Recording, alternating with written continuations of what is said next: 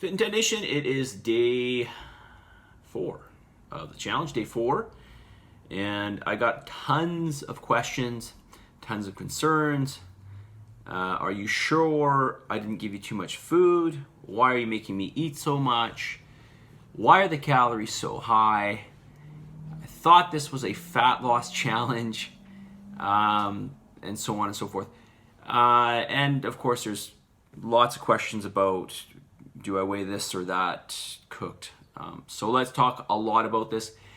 I will not be able to answer everything in this video, but I will get to it, and I'm going to have to break up this video probably over 4 or 5 videos in terms of explaining to you the, I guess you can call the science for calories. Because, you know, why not just eat less calories? I mean, wouldn't you just get leaner? Right? So let's talk about that. So I'm going to try to do an overview today, and then so not make it too complicated, and then I'll dive into things a little bit deeper as the days go on. So let's talk about calories. All right. So you guys are looking at your calories, and you're saying, "Man, this is just so much food." The question is it really a lot of food? Is it really a lot of food? When you break it down into real whole food, yeah, it's quite a lot of food, because real whole food is not calorie dense. It's very easy for you to go to McDonald's and eat a meal and eat 1,500 calories. It's very easy, and you won't really feel it. That's the thing. So, you know, you have to look at the types of foods that you're eating. If you were to eat a lot of refined, convenient type food, then you're going to quickly see your calories add up. Now, obviously, your macros aren't going to work out because most of those calories are going to be fat and carbohydrate calories. Most processed foods, I can pretty much say, well, when we look at convenience foods, most of those are, if not all of them, are very low protein. Okay, so yeah, it will feel like a lot of food when you're eating real whole food. Okay, why not just give you less calories though? Okay, so you have to look at you have to think about your metabolism. When I talk about your metabolism, I'm talking about your basal metabolic rate. That is the amount of energy your body consumes throughout the day to basically, and through the night for that matter, to keep the lights on, to keep things functioning. Your brain, your organs, you know, to keep everything alive, so to speak. So you have to understand that that takes a certain amount of energy. But you also have to understand that you can manipulate the amount of energy that that takes. Okay, so I'm going to say that again. You have to understand that your basal metabolic rate can be manipulated. You can teach your body to be less or more energy efficient. Now, there's not a huge amount of room here, but the body is smart at doing certain things, at conserving certain mechanisms in the body to lower your basal metabolic rate.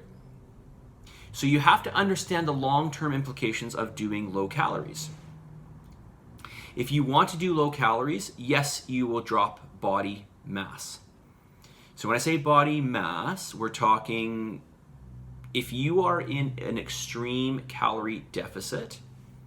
Okay, let's not even go there. Let's say this. If you are creating a deficit, that energy has to come from somewhere. Has to come from somewhere, right? And so, you know, I hope that you by now would understand, and maybe you don't, and maybe it's actually too early to assume that. But really, you know, you want to keep those tissues in the body that help keep you strong, help to keep you young, help to keep you functional. Okay, so things like bone, okay, and skeletal muscle mass. These types of things, these are really important to, you know, allow you to have a good quality of life. We don't want to be taking away from those. Ideally, the tissue that we want to lose from the body is body fat tissue, right? That's what we want to lose. But the thing is if you go into too much of a deficit, okay, you are going to burn from everything. You just will. The body is not just gonna preferentially just burn body fat. Okay? When you create enough of a deficit, stuff is going to come from everywhere. Okay? Energy is going to come from all kinds of tissues. Okay? So we don't want that. But more importantly, well, I won't say more importantly, but just as important, maybe more importantly, we don't want to make the body more energy efficient. That is just, it's taking away leverage to help us to get leaner. So there's a happy medium with your calories, is what I'm saying. Okay, there's a happy medium. We don't want to have too many calories, but we don't want to go too low, especially in the beginning. Okay, so I'm going to say that again. We don't want to go too high with calories. We don't want to go too low with calories. Okay, we want something that's going to be as effective as possible, something that's going to help us in the long term to lose body fat. Because we're not talking about, well, in the case of the challenge, it's a short period of time. But we want this to be long term. So I'm trying to teach you long term tools. And going ultra low calories or starting very low is not a long term solution. Okay, so while you might think that this is a lot of calories, and I'll talk more in future videos because I'm already almost at 7 minutes. Well, you might think that low calories are the way to go. I've mentioned this in several of my videos in the past. Low calories are it's like the Grim Reaper disguised as your grandma. You think that's going to help you. You put your trust there. You feel comfortable, but you'll soon see that it's going to turn into a nightmare. Okay? Which goes into yo-yo dieting and the pitfalls of yo-yo dieting, which I'll talk in a few videos from now. Okay? That's all I'm going to say on that topic. But we'll get into what makes up all the calories that you burn beyond your metabolism, because food digestion burns up a lot of energy on its own.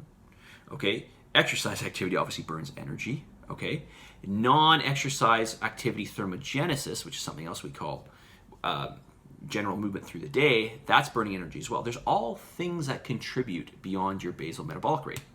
And your scan, which I know some of you didn't get, but a lot of you did, your scan gives you your perceived metabolic rate, okay? Your estimated metabolic rate. Okay, so let me get to, so I'll talk more on that in future videos, okay? We're just kind of getting into things. So let's talk about weighing food. All right, so somebody asked me here, what about noodles or pasta? Let's talk about pasta, okay, or noodles, same thing. Do you weigh them cooked or uncooked? Okay, I already had several people ask me this. It's always going to be more, it'll be more accurate if you weigh them uncooked, okay? But also just remember this, you can measure them after they're cooked, but you also have to remember that they will absorb more and more water to a certain point, obviously, right? And the more water that the noodle absorbs, the heavier it's going to be, okay? But, so you can see where I'm going with this. The carbohydrate level doesn't change, but the weight changes, okay? So that's going to skew how many carbohydrates you're having based off of weight, right? So, my suggestion is if you're gonna cook a pot of pasta, just measure it all out in the beginning, cook it all, and then weigh it out in the end. And then just break it into portions of, whatever carbohydrate amount you want, okay? All right, does that make sense? Okay, what about frozen chicken? Frozen chicken, there really shouldn't be any difference unless the chicken is holding a lot of water on the inside. So if you're buying this really cheap chicken that is like literally is, it seems like it's pumped with sodium water or something, and then when you cook it, tons of water comes out, that will be skewed. But if you're talking fresh chicken breast, frozen, it won't make a difference whether you measure it thawed raw or frozen raw, okay? We always have to look at how much water is going to be lost between frozen and thawed.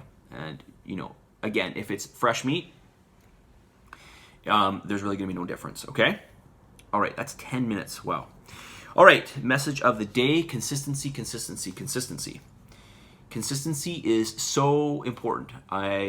It's everything. It's, you know, without getting into details about anything, consistency is where it all lies. Consistency of your training, consistency of your eating. Okay, that's why it should be, if you are looking to lose weight.